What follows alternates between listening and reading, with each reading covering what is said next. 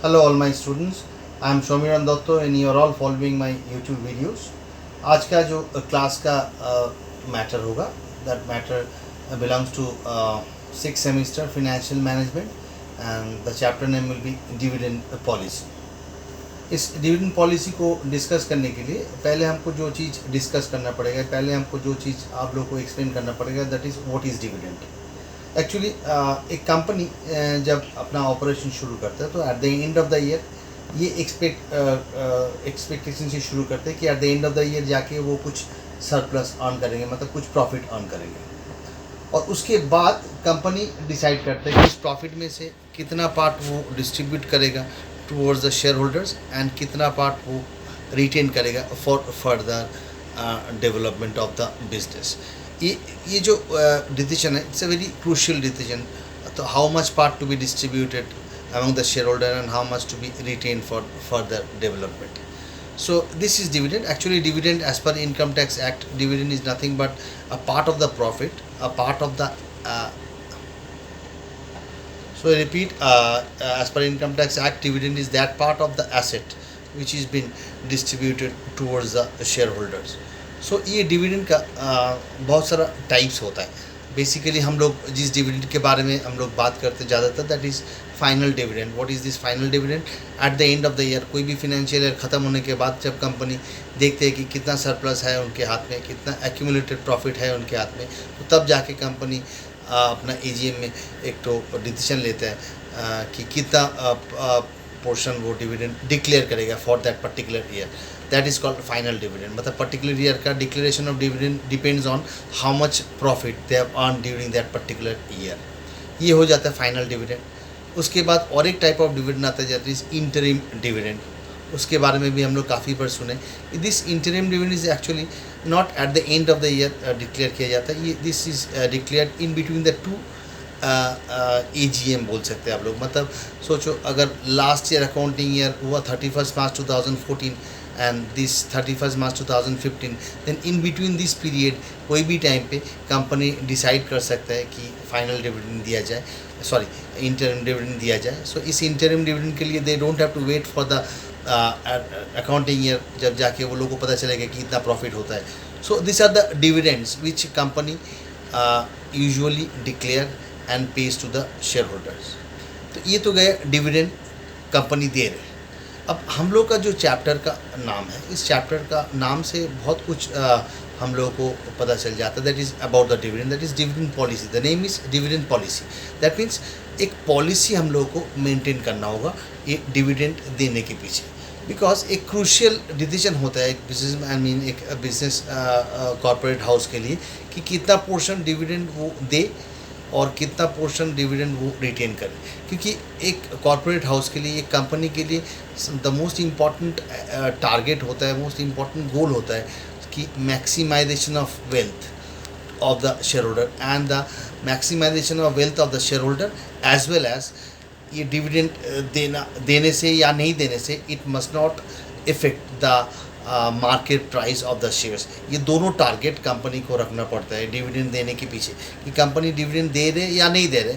उसके चलते एक चीज़ तो होना चाहिए कि वेल्थ मैक्सिमाइज होना चाहिए from the share holders point of view, and दूसरा चीज़ डिविडेंड दे या नहीं दे, ये दोनों से एक चीज़ होना चाहिए कि इट शुड नॉट इफेक्ट कोई भी एक्टिविटीज़, चाहे डिविडेंड दे रहे चाहे नहीं दे रहे, ये दोनों में से कोई भी activities must not effect the market price of the shares. So these are the two important target company must keep in their mind before paying the dividend or retaining that amount for further development of the business. So यही decision हम लोग आज का इस chapter में सीखेंगे कि कब डिविडेंड दे, कब उसका डिविडेंड पे आउट रेशियो 100% होगा या कब उसका डिविडेंड पे आउट रेशियो 0% होगा. मतलब सीधा बात है कि कब वो डिविडेंड दे, कब वो डिविडेंड ना दे. यही डिसीजन हम लोग को इस चैप्टर से पता चलेगा. यही डिसीजन हम लोग लेना सीखेंगे इस चैप्टर से. ये तो गया कि डिविडेंड देना नहीं देना. अब हम लोग को एक नॉर्मल सिनेरियो होता है. नॉर्मल सिनेरियो क्या होता है कि कब हम लोग डिविडेंड देगा, मतलब डिविडेंड नहीं देने का एक मोटिव होता है कि अगर हम लोग के पास प्रॉफिट है we have enough profit to distribute as dividend to the shareholder, तो हम लोग के पास और एक ऑप्शन भी है, विदाउट डिस्ट्रीब्यूटिंग दैट डिविडेंड हम लोग करेगा क्या उस एक्यूमुलेटेड प्रॉफिट को, we are going to employ that excess fund for further development of the business. So दो ऑप्शन होता है, आइदर डिविडेंड दो शेयर होल्डर को, या उस पैसा को कंपनी रख देगा, रिटेन करेगा, but by not giving the dividend, and then they are going to employ that amount for further development. ये दोनों एक्टिविटीज़ से एक चीज़ तो तय है कि किसी भी हालत में शेयर होल्डर का इंटरेस्ट हार्ट नहीं होना चाहिए, इंटरेस्ट घटना नहीं चाहिए। दोनों एक्टिविटीज़ में से शेयर होल्डर का जो वेल्थ मैक्सिमाइजेशन वो मैक्सिमम पॉइंट पे जाना चाहिए। दैट मीन्स और एक उपाय और एक चीज़ हम लोग इधर डिस्कस कर सकते हैं कि मार्केट प्राइस किसी भी हालत में डिक्रीज़ नहीं होना चाहिए, it must go at a maximum level. तो ये टारगेट रखते हुए हम लोग ये देखेंगे कि कब देना है कब नहीं देना है, और दूसरा बात है कि कब देना है। एक्चुअली ये देना है नहीं देना है ये जानने के लिए हम लोग प्रीवियस में 2 चैप्टर किया है, that is cost of capital as well as we have done capital budgeting, जिसमें हम लोग इंटरनल रेट ऑफ रिटर्न के बारे में एक चीज़ डिस्कस किए थे, हमें एक फैक्टर डिस्कस किए थे। सो ये दोनों बहुत इंटर रिलेटेड मैटर है डिविडेंड देना या नहीं देने के पीछे। एक्चुअली कॉस्ट ऑफ कैपिटल को हम लोग के पकड़ के चलते, के बोल के डिनोट करते हैं, and internal rate of return को हम लोग आर मतलब रेट ऑफ रिटर्न बोल सकते हो आप। मतलब ये दोनों क्यों इंटरलिंक्ड है, क्योंकि कॉस्ट ऑफ कैपिटल क्या है, कॉस्ट ऑफ कैपिटल मतलब उस कैपिटल को मार्केट से प्रोक्योर करने के लिए मेरे को कितना कॉस्ट बियर करना पड़ा, जो हम लोग किया है प्रीवियस चैप्टर में। हम लोग प्रीवियस इसके पहले भी हम लोग बहुत चैप्टर किया, जिस चैप्टर में हम लोग देखे थे कॉस्ट ऑफ कैपिटल के चैप्टर में कि to procure the capital what is the cost the company have to incur, that is cost of capital which is denoted as K। उसमें भी हम लोग डिफरेंट वैरायटी ऑफ कैपिटल देखे थे, जैसे equity share capital, preference share capital. हम उस discussion में नहीं जा रहे, हम स्ट्रेट फॉरवर्ड ये पकड़ के चल रहे हैं कि कैपिटल को प्रोक्योर करने के लिए कितना कॉस्ट बियर करना पड़ता है, जिसको हम लोग के से डिनोट करते हैं, और R is the rate of return. मतलब वो जो कैपिटल हम लोग प्रोक्योर कर रहे हैं उसको कहीं ना कहीं हम लोग एम्प्लॉय करेगा। ऐसे तो नहीं कि कैपिटल रख देगा आप लोग अपने पास, कंपनी अपने पास, company is going to employ that capital which has been procured from the market in some expansion procedure, in some further development procedure। तो वहाँ पर जहाँ पर ये लगाया गया पैसा वहाँ से रिटर्न कितना आ रहा है, these are the 2 important factor which is a good judgment to decide whether we should pay the dividend or not। क्योंकि अगर R मतलब रिटर्न जहाँ पर हम लोग ये पैसा लगा रहे हैं, if it is more than the K, that means cost of capital, उसी पैसा को लाने में जो खर्चा हुआ, प्रोक्योर करने में जो खर्चा हुआ, that means if R is greater than K, तो किसी भी हालत में हम लोग कोई भी सरप्लस अमाउंट जो हम लोग के पास बचा हुआ है at the end of the year we can not distribute as dividend.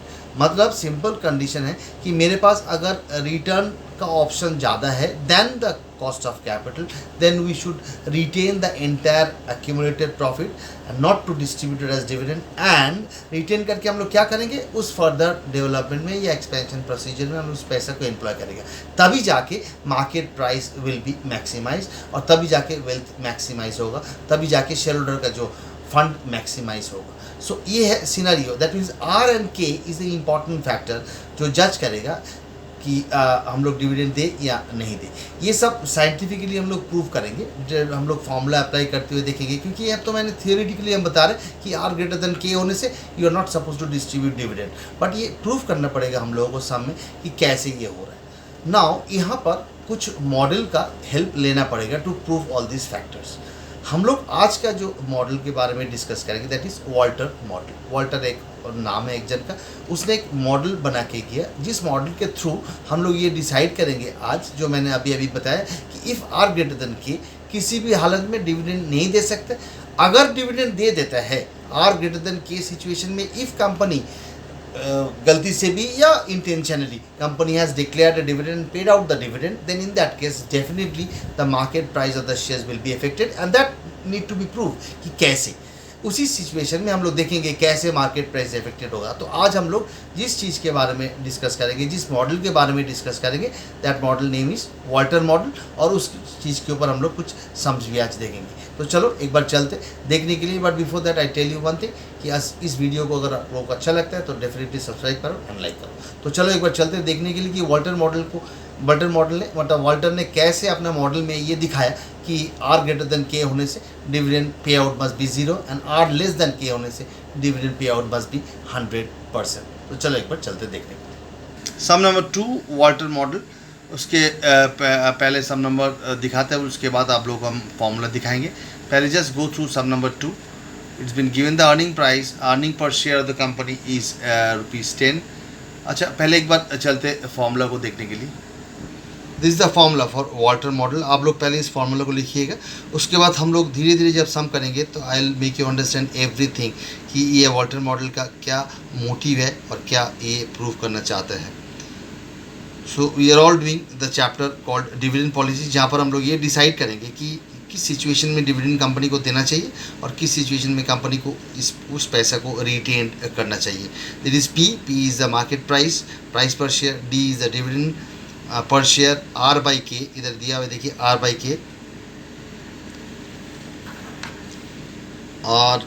के दिया हुआ है। R is rate of return, K is cost of capital, capitalization rate, E is the earning per share, D is the dividend per share, K is the cost of capital. तो एक बार इस formula को लिखने के बाद I will show you the sum number 2 हम लोग करेंगे मैथ से। डिविडेंड पॉलिसी चैप्टर का सम नंबर 2 हम लोग मैथ से सम नंबर 2 को फॉलो करेंगे। I will show you the sum on the screen. First of all, you write down this formula that is called Walter model.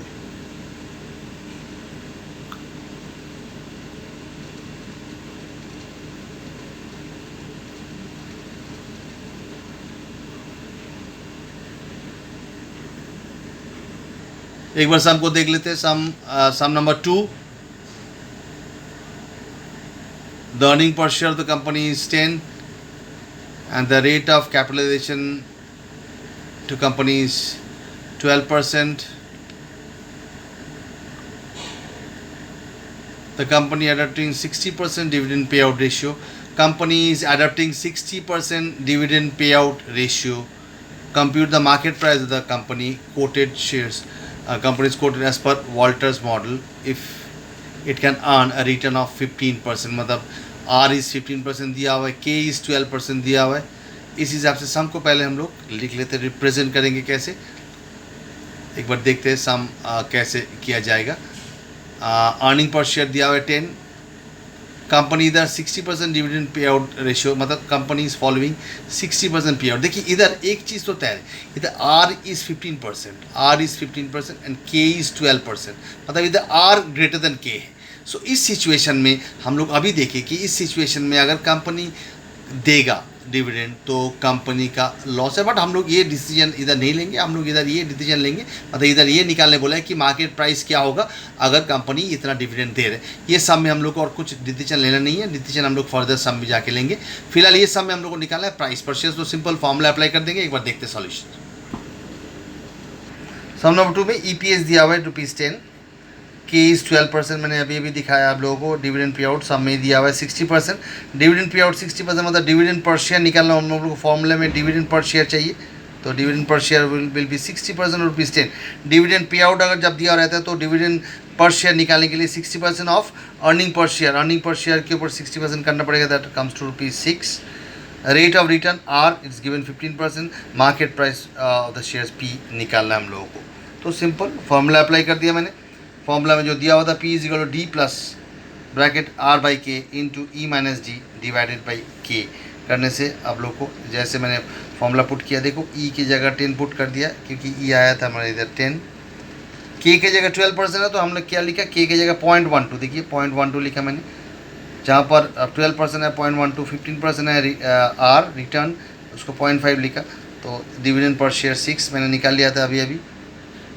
तो ये करने के बाद अल्टीमेटली आंसर आ गया, आंसर 91.67 ये मार्केट प्राइस आया। एक बार शुरू से देख लीजिए सम।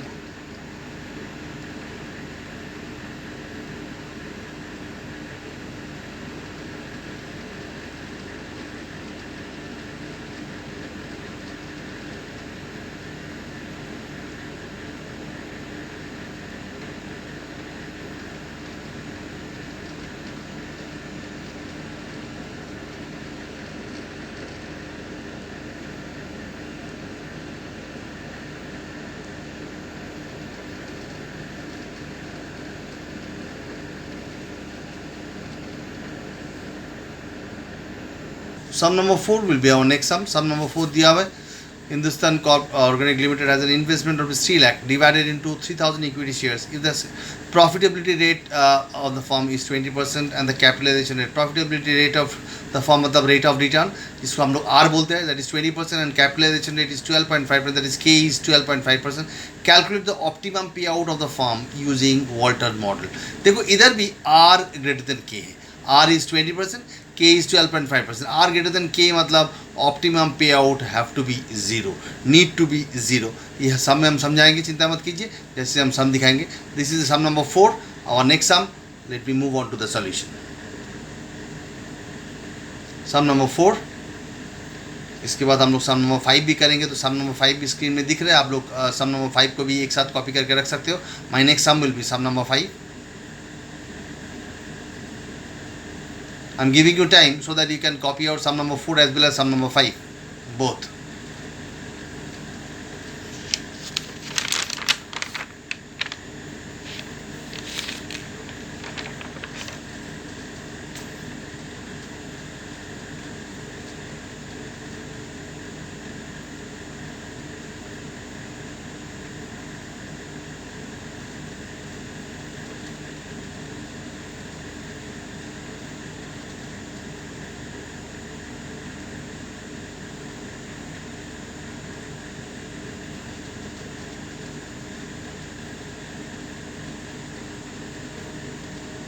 Now let me move on to the solution for both sum number 4 and sum number 5. पहले 4 दिखाएंगे, उसके बाद 5. Well, sum number 4 में दिया हुआ investment of 3 lakh divided into 3000 equity shares और फेस वैल्यू हो जाएगा ₹10. 3 लाख रुपया टोटल कैपिटल था और 3000 इक्विटी शेयर्स था, तो ₹10 will be the face value. Rate of return दिया हुआ है साफ साफ 20%. कॉस्ट ऑफ कैपिटल के दिया हुआ है 12.5%. इधर इस सिचुएशन में आर ग्रेटर देन के है. EPS ई दिया हुआ है 20% और ₹10 दिया हुआ है सम में कि 20% is the rate of return, तो उस हिसाब से EPS आ जाएगा 20% और ₹10 फेस वैल्यू के ऊपर 20%, दैट कम्स टू EPS 2. इधर सम में डिविडेंड पे आउट नहीं बोला गया सिंस आर ग्रेटर देन. मैंने इधर लिखा देखो, since this is the part of the solution. Okay, you are suppose to write in the same manner that I have written. Since are greater than K, इधर R greater than K मतलब rate of return is greater than cost of capital, so optimum pay out have to be nil. Company need to retain the money for further investment. So मैंने इधर लिख के रख दिया since are greater than के, सो optimum, क्योंकि इधर समय पूछा गया what will be the optimum pay out. Theoretically they have ask you the question कि अगर ये सिचुएशन है तो ऑप्टिमम पे आउट क्या होगा. मैंने लिख दिया optimum pay out will be nil. Company need to retain the money for further investment, मतलब कंपनी सिचुएशन में किसी भी हालत में कंपनी इस सिचुएशन में डिविडेंड डिस्ट्रीब्यूट कर सकता है. कंपनी को पूरा पैसा रिटर्न करना पड़ेगा. By that only company can maximize the market value of the firm. अगर वैसे करेगा तभी जाके कंपनी अपना मार्केट वैल्यू को मैक्सिमाइज कर सकता है. So this is the point which you are suppose to write in your sum, because sum में पूछा गया कि ऑप्टिमम पे आउट क्या होगा. 0 will be the optimum pay out.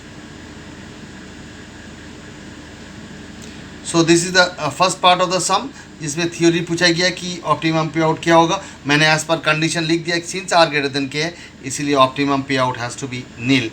अब ये हम लोग को दिखाना है साइंटिफिकली, हमको फॉर्मूला वाइज दिखाना पड़ेगा. 10 P इज दिस जिसमें हमने D लिख दिया 0. देखो क्योंकि ऑप्टिमम पे आउट 0 है, मतलब डिविडेंड पे आउट 0 है, तो D की जगह 0 लिख दिया मैंने. बाकी जैसे होता है सब वैसे के लिए वैसे लिखते गया. R 0.20, K 0.125 12.5% था, E इज़ 2 निकाल लिया था, D इज़ 0 डिवाइडेड 0.125 करने से 25.6 आया. मतलब अगर हम लोग डेकोरम मेंटेन करते हैं, अगर हम लोग प्रिंसिपल फॉलो कर रहे हैं, वाल्टर मॉडल का जो मॉडल दिया हुआ है वो फॉलो करते हैं, तो वाल्टर का कहना ही है, आप लोग थियोरी पढ़ सकते हो मेरा मैथ से, कि अगर आर ग्रेटर देन के होता है तो डिविडेंड पे आउट अगर 0 होगा इन दैट केस, तभी जाके मार्केट प्राइस मैक्सिमम होता है. अब ये प्रूफ तो नहीं हुआ क्योंकि हमने D 0 पकड़ के किया है. अब अगर आपको प्रूफ करना है, अगर आपको देखना है, तो आप if you want to prove then take dividend per share as ₹1, क्योंकि इधर डिविडेंड 0 होने से ही मैक्सिमम होगा. अगर आप डिविडेंड 1 लेगा तो फिर देखो डिविडेंड 1 मतलब 1 की जगह मैंने डिविडेंड पर शेयर की जगह 1 पुट कर दिया, तो तब जाके देखो मेरा मैक्स मार्केट प्राइस क्या रहा 20.8. तो इफेक्टेड हुआ कि नहीं हुआ.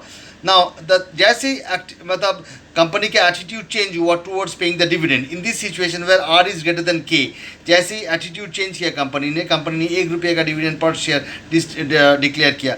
जैसे ही किया market price get affected. Market price जब डिविडेंड जीरो था, वो ऑप्टिमम था, तब 25.6 था। जैसे ही 1 रुपी दे रहा डिविडेंड तो market price gets down to 20.8। तो definitely in this situation market price जैसे ही इफेक्टेड होगा तो डेफिनेटली इस सिचुएशन में कंपनी चाहेगा कि मार्केट प्राइस इफेक्टेड ना हो, इसीलिए अपना ऑप्टिमम पे आउट को ही फॉलो करने के लिए तो ऑप्टिमम पे आउट ही फॉलो करेंगे वो।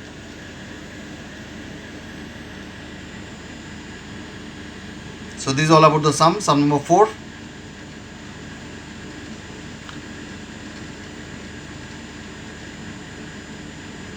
ध्यान से एक बार फॉलो कर लीजिए सम नंबर 4 को।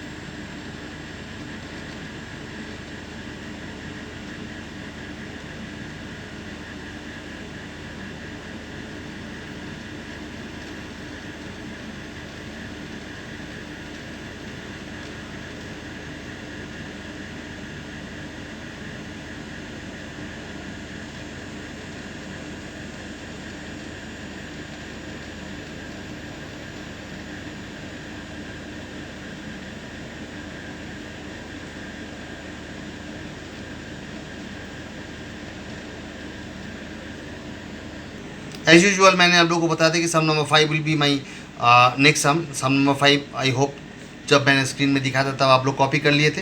जिन लोग के पास मैट है they can follow the mat. Sum number 5 from the mat जिसमें दिया हुआ है earning of the firm 1 lakh. देखो मैंने पैरेलल पे लिख दिया earning of the firm 1 lakh, number of shares is been given 50,000, तो डेफिनेटली अर्निंग पर शेयर निकल जाएगा। 1 लाख डिवाइडेड बाई 50,000 करने से ₹2 आ जाएगा आपका अर्निंग पर शेयर। देखिए अर्निंग ऑफ द फर्म दिया हुआ है टोटल 1 लाख और नंबर ऑफ शेयर्स इज 50,000, तो earning per share will be ₹2 that can be determined by dividing 1 lakh divided by 50,000।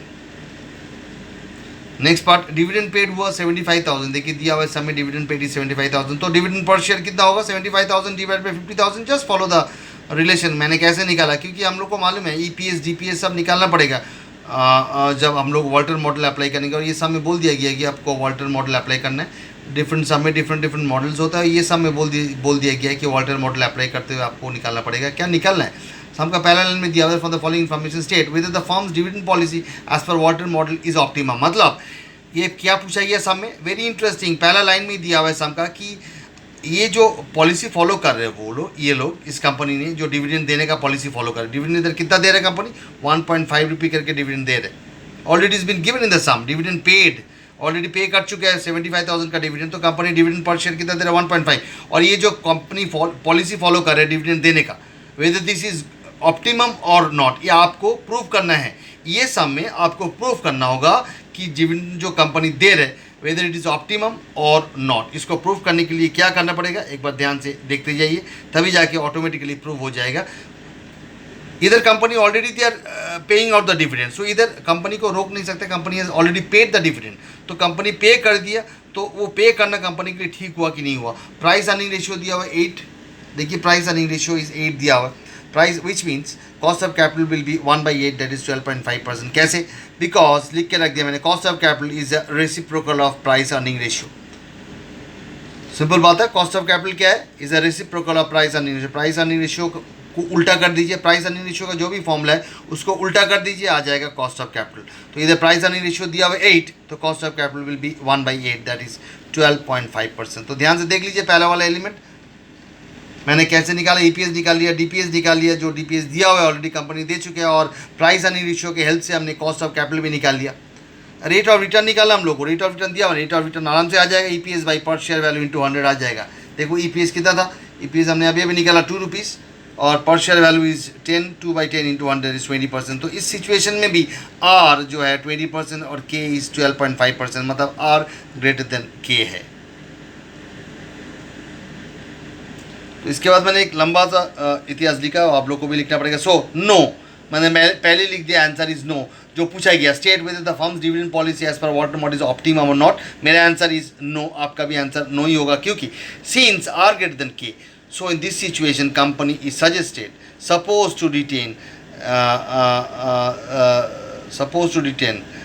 the profit and not to distribute. सिंपल बात है, suppose to retain the profit and not to distribute, मतलब profit को retain करना चाहिए था इस सिचुएशन में and not to distribute, but in this sum it's given the company is declaring and dividend paid already, सिर्फ डिक्लेयर नहीं किया, पेड भी कर दिया, और ₹2 per share which will definitely affect the market price of the share as shown below। हम दिखाएंगे कि कैसे मार्केट प्राइस इफेक्टेड हुआ है ये लोग का गलत पॉलिसी फॉलो करने से। गलत पॉलिसी क्या फॉलो किया, ये लोग 1.5 रुपये करके डिविडेंड ऑलरेडी दे चुका है। This is the important paragraph, इस पैराग्राफ को आप लोग लिख के रख दीजिए। एंड डेफिनेटली हम बार बार एक चीज़ बोलते रहते हैं कि आप लोग जब ये सब सम करोगे तब आप लोग के पास पेन कॉपी होना चाहिए, आप लोग संग संग लिखते जाओगे, जैसे जैसे वीडियो जाएगा देखते जाओगे। एक बार देखना होगा, दूसरा बार वीडियो सुनोगे, सिर्फ सुनोगे मेरा बात कि हम क्या एक्सप्लेन कर रहे हैं। तो once you have to write down, again you have to follow the video to listen what I am telling. एक साथ लिखना और सुनना पॉसिबल नहीं होता है, तो पहले आप लोग का लिखने का काम, उसके बाद सुनने का काम। सो इधर ये जो कंपनी पॉलिसी फॉलो किया, this policy is damn wrong policy, because in this situation company can not give dividend, but company still they have give a dividend of 1.5। Company ने डिविडेंड दे चुके हैं 1.5, which is wrong concept, because in that situation market price will be affected. कैसे affected होगा अब लोग देखते हैं। Company dividend दे चुके हैं, कंपनी का डिविडेंड 1.5 दे चुके हैं, उस हिसाब से हमने फॉर्मूला अप्लाई करते हुए निकालिए। एक बार देख लीजिए आप लोग, वही सेम फॉर्मूला अप्लाई करते हुए मैंने निकाल लिया कि मार्केट प्राइस क्या होगा। ध्यान से देख लीजिए, I am just waiting for a minute, couple of minute wait कर रहे हैं हम आप लोग के लिए। आप लोग देख लीजिए कि कंपनी डिक्लेयर कर, कंपनी ऑलरेडी डिविडेंड दे चुका है ₹1.5 करके पर शेयर, तो उस हिसाब से कंपनी का मार्केट प्राइस क्या हो रहा है।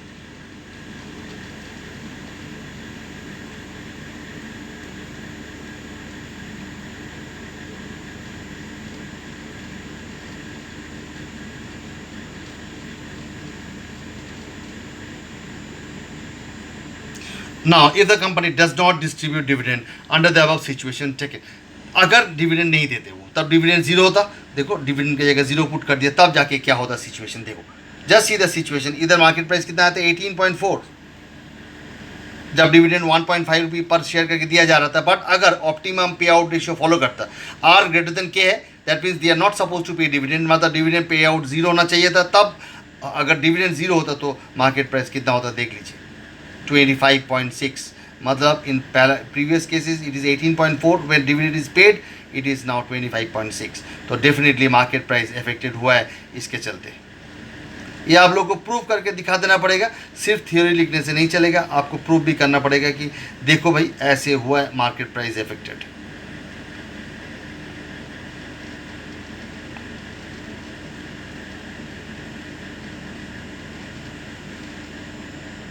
So this is all about sum number 5. We'll move on to our next sum. Sum number 11 will be our next sum. Just follow the sum. Sum number 11 from my mat. The earning per share of the face value 100 rupees. Face value 100 rupees are rupees 20. Earning per share दिया हुआ rupees 20. Internal rate of return 25% of EPS. Very good. Internal rate of return 25% of EPS. Capitalization rate is 12.5% if Walter model is used. If Walter model is used, what should be the optimum payout ratio? देखो ये सम से हम लोग आराम से answer दे सकते हैं। इधर R है 25%, K is 12.5%, earning per share EPS is 20 दिया हुआ है। What should be the optimum payout? Simple answer will be optimum payout have to be 0. Next, what would be the market price per share if the payout ratio is 0? अगर dividend 0 होता है तो तब जाके market price क्या होगा? Very good. How shall the market price of the shares be affected if more than 0 payout is employed? इधर more than 0 payout employ मतलब अगर 0 नहीं होके अगर 1 रुपया भी होगा तब जाके मार्केट प्राइस फॉल करेगा जरूर। डेफिनेटली मार्केट प्राइस फॉल करेगा। और वो कैसे? Now next point with दिया हुआ है, suppose the company has a payout of 25% of the EPS। 25% of the EPS मतलब 20 rupees is the EPS, तो उसका 20 रुपीज़ इज द EPS देखिए दिया हुआ है 20 रुपीज़ इज EPS। अगर dividend pay out 25% of EPS होगा मतलब डिविडेंड पर शेयर होगा 25% ऑफ 20 दैट इज़ 5 रुपीज़। अगर डिविडेंड 5 रुपया होता है तो what should be the price, market price per share? तो वो भी डेफिनेटली क्या होगा इस सिचुएशन में मार्केट प्राइस घटेगा। हम लोग आराम से बोल सकते हैं अगर डिविडेंड पे आउट 0 था जो उस सिचुएशन में जो मार्केट प्राइस रहता, इस अगर डिविडेंड पे आउट उससे ज़्यादा होगा, डेफिनेटली 0 से कहीं पे कुछ भी ज़्यादा होगा तो the market price will reduce gate decrease. वो कैसे होता है एक बार सोल्यूशन देखने से पता चलेगा। The information is been given. EPSE 20 rupees दिया हुआ है सम में, रेट ऑफ रिटर्न 25% ये भी सम में दिया हुआ है, कॉस्ट ऑफ कैपिटल 12.5%।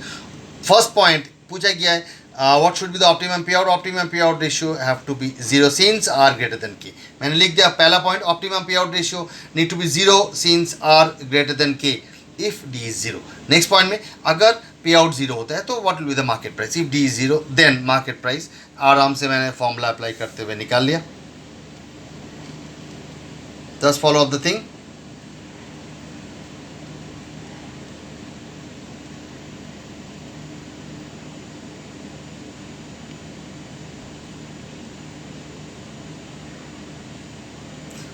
D को 0 पकड़ते हुए मैंने मार्केट प्राइस निकाल लिया, दैट कम्स टू 320 रुपीज़।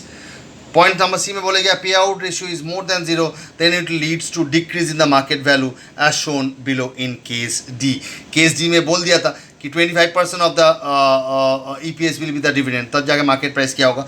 अगर बोल दिया गया सी पॉइंट में पूछा गया अगर pay out is more than 0 then क्या होगा, तब मार्केट प्राइस विल रिड्यूस्ड। वो कैसे होगा अंडर दिस सिचुएशन देखेंगे। डी पॉइंट में देखेंगे D is 25% of ₹20 that is 5, मतलब dividend per share is ₹5। Dividend per share कैसे, पॉइंट नंबर डी में बोल दिया गया 25% of EPS will be the dividend per share, 25% of 20 will be ₹5 will the dividend per share. उस हिसाब से जैसे मैंने फॉर्मूला अप्लाई करते गया तो देखो मेरा आया 280, तो डेफिनेटली मार्केट प्राइस अफेक्टेड हुआ। मार्केट प्राइस इधर 320 था when dividend was 0। Actually it's the optimum pay out. जैसे डिविडेंड 5 रुपीज़ हो गया, मतलब as per the condition given in the sum, then market price reduced to 280। ध्यान से एक बार देख लीजिए और देखने के बाद डेफिनेटली आज का जो किया हुआ वीडियोस, आज का जो दिया हुआ वीडियोस को रिवाइज कीजिएगा, सम्स को रिवाइज कीजिएगा, बिकॉज एग्जाम में अगर सम्स आएगा वॉल्टर मॉडल के ऊपर तो ऐसे ही सम आएगा आप लोगों को। सो ध्यान से फॉलो कीजिएगा वीडियो को, ध्यान से समझते जाइए, क्लैरिफिकेशन को सुनते जाइए, कंसेप्ट को क्लियर कर लीजिए। अगर इन बिटवीन कुछ प्रॉब्लम होता है तो you can easily call me up. Till then आप लोग ये फॉलो करते रहो। Have a good day and good bye.